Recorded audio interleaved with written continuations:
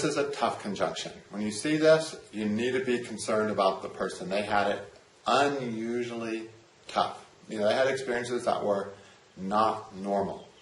With the sun agitating the moon, yeah, there are some things that were the right things in culturally or textbook, but really weren't the right things. Okay? And both of these influence what's really, really interesting. The only planets that have the power to hurt the moon via conjunction, and no planet can hurt it based on aspect, are the parental planets. Okay? So, it just shows the importance of the parents influencing that child's mind. Nothing else can hurt it, except the parental voices, the do's and don'ts. This is what you do for the child, and this is what you don't do for a child. And if those are terribly wrong for the child, they're conjuncted. Saturn or Sun will be conjunct that moon. Okay? All right. Now, those are common. You'll see those in 1 out of 12 charts. Sometimes you'll see all three of them together. All right? And then, of course, it gets more involved and more tough because we have a lot more going on.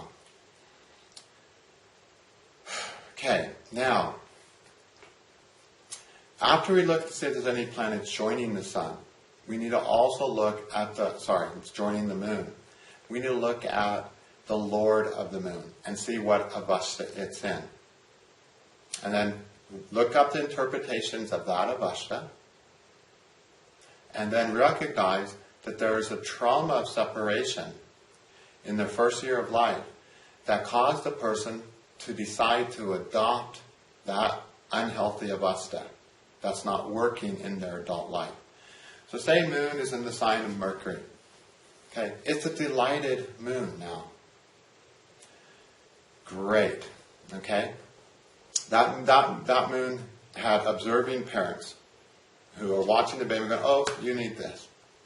Okay, and the baby starts learning that, oh, I'm being watched and people notice my cues and signals. So I'm also going to grow up in life and notice cues and signals. And it's helping that Mercury ability, okay, of observation. But let's say that then Mercury is with, let's just drop it easy. Let's just starve it, put it in conjunction with Saturn somewhere. And we can even put that, let's just put it with Saturn. So now we have a starved Mercury.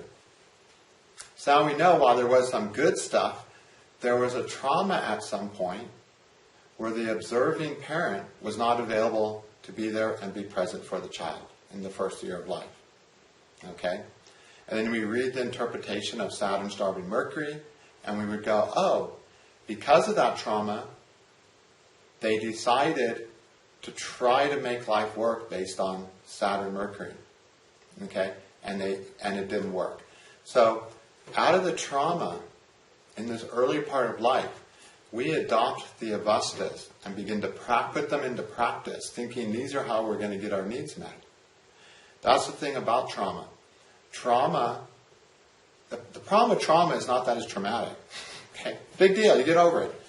The problem with trauma is it causes us to behave routinely in a way that doesn't work for us. And then we just repeat and repeat and repeat misery over and over again instead of finding greater fulfillment. So if the Lord of the Moon is in a bad avasta,